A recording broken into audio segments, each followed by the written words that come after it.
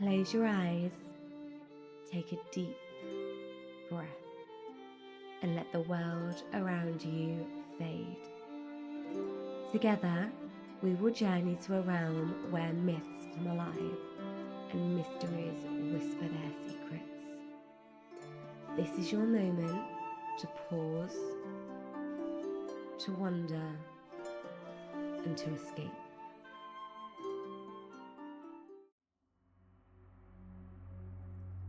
Phobetor, the Lord of Nightmares.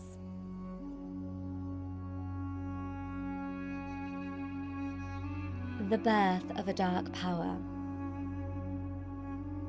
In the depths of night, where light dares not venture, there existed a realm of dreams, both sweet and terrifying. This was a place where the subconscious mind wandered freely, and where mortal souls rested, unaware of the forces at play. Among the children of Nyx, the primordial goddess of the night, one son ruled over the darkest corners of the dreamscape. His name was Phobetor. He was the Lord of Nightmares. Phobetor, like his siblings, had been born of the eternal night, emerging from the union of Nyx and Erebus, the god of darkness. His brothers, Phantasos, the bringer of illusions, and Orinor, the spirit of dreams, each held their dominions in the shadowy realm of sleep. But it was Phobetor who wove the fabric of terror. He did not merely bring dreams, he twisted them into horrors that could torment even the bravest mortals. In his hands, nightmares were not random. They were carefully crafted, designed to echo the deepest fears of the soul. With a flick of his wrist, he could transform an ordinary night into a landscape of dread, where monsters lurked in the corners of the mind, and the very air seemed heavy with unease. A hero's nightmare. Perseus and the Gorgon's gaze. One such nightmare came to the hero Perseus, fresh from his victory over the Gorgon Medusa. Though he had succeeded in beheading the monster, he could not rid himself of her petrifying gaze. Night after night, as Perseus closed his eyes, he found himself once again face to face with Medusa. The horror of her twisted form and the deadly stare that could turn him to stone haunted his every dream. Each time he woke in a cold sweat, he found himself caught between worlds. The waking world, where he was a hero, and the nightmarish realm that Phobetor controlled. The more Perseus fought to escape, the more vivid and terrifying the visions became.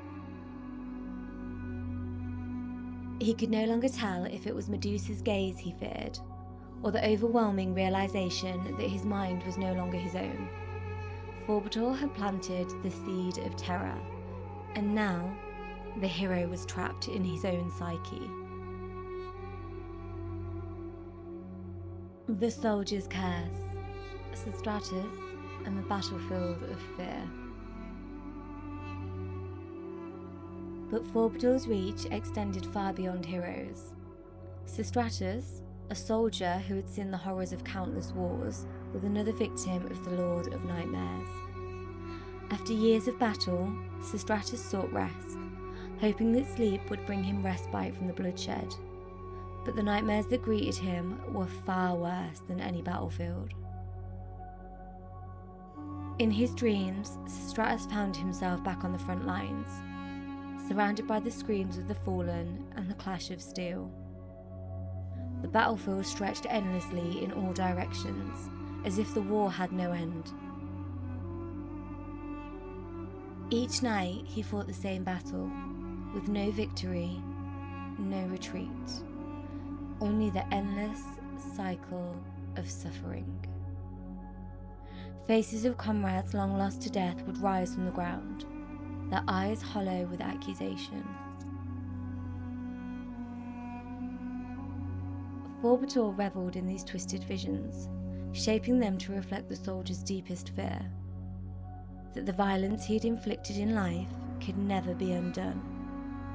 No matter how many battles Sostratus fought in the waking world, he would never escape the haunting of his past. The war lived on in his mind, a prison from which he could not escape.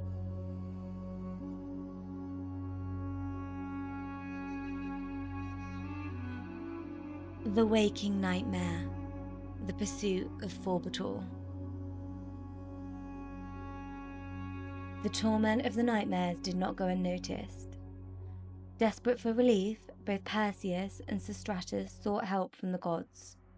They called upon Asclepius, the god of healing, and Athena, goddess of wisdom. But the nightmares persisted.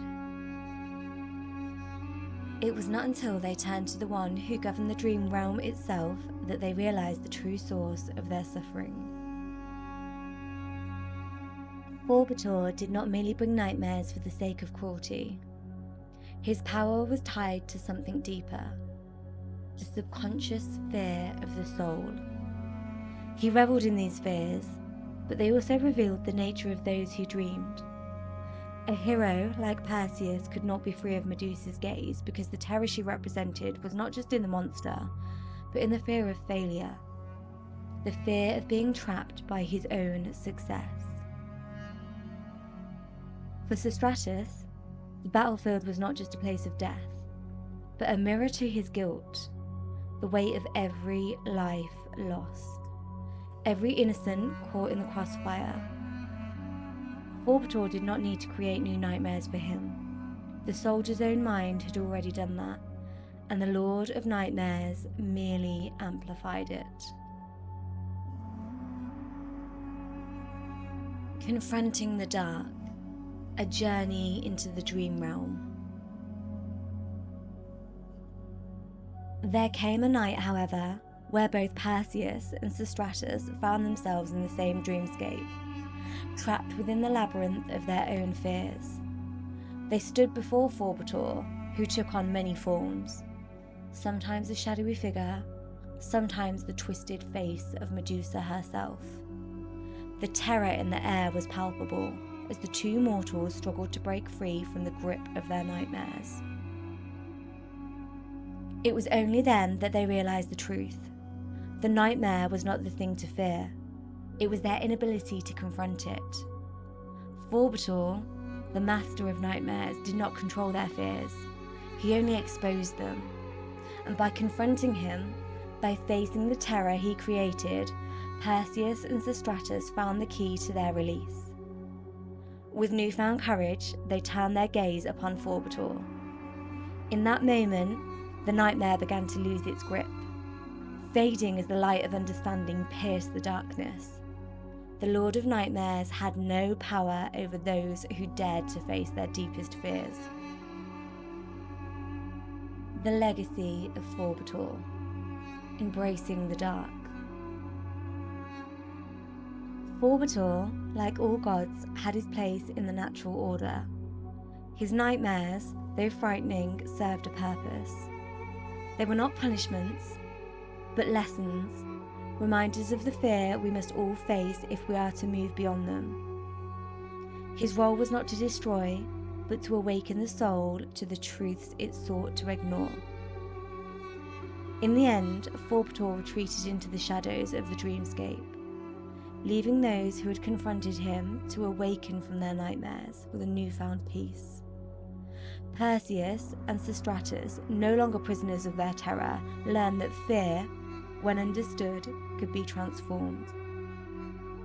Phobetor's nightmare, once so powerful, now seemed like mere echoes of the dark, fading away in the light of courage.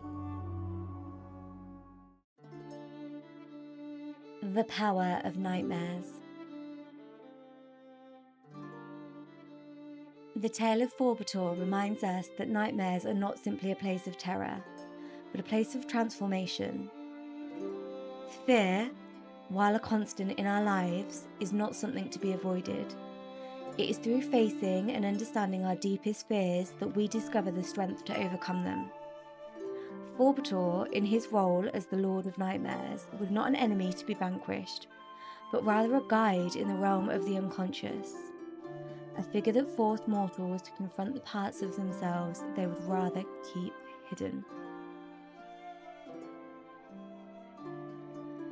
In the darkest of dreams, Phobetor showed that our fears are not insurmountable walls. They are challenges that, once understood, can be dismantled. He brought to light the eternal struggles that we often push aside in the waking world.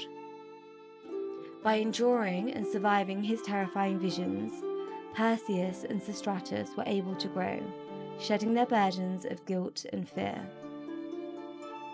The nightmares Phobetor created served as a mirror, reflecting not just the terrifying monsters or dreadful situations, but the very essence of the dreamers themselves. In the end, he didn't just create terror, he created an opportunity for transformation. Through his dark realm, he gave the dreamers a chance to face their demons, knowing that true peace only comes when we acknowledge and accept our darkest parts. As Phobetor faded into the shadows, leaving behind those he had tested, the nightmares no longer held the same power. The grip of fear loosened, and Perseus and Sostratus were no longer prisoners of their past.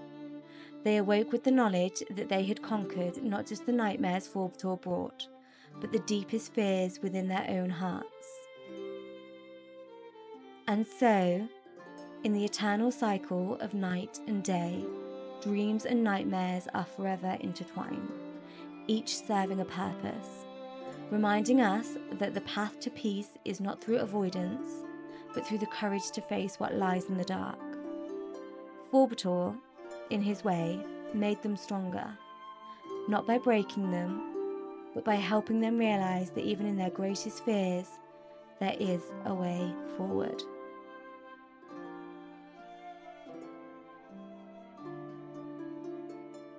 As the whispers of myth fade into the stillness, carry their magic with you into the world. Until we meet again, may your spirit wander, and may your days be filled with wonder. Thank you for listening to Whispering Myth.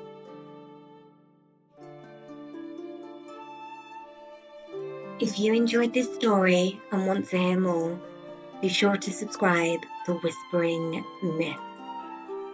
That way, you won't miss out on any of the magical tales that I share. Don't forget to like this video and leave a comment. Thank you for listening, and until we meet again, may the whispers of myth guide your dreams.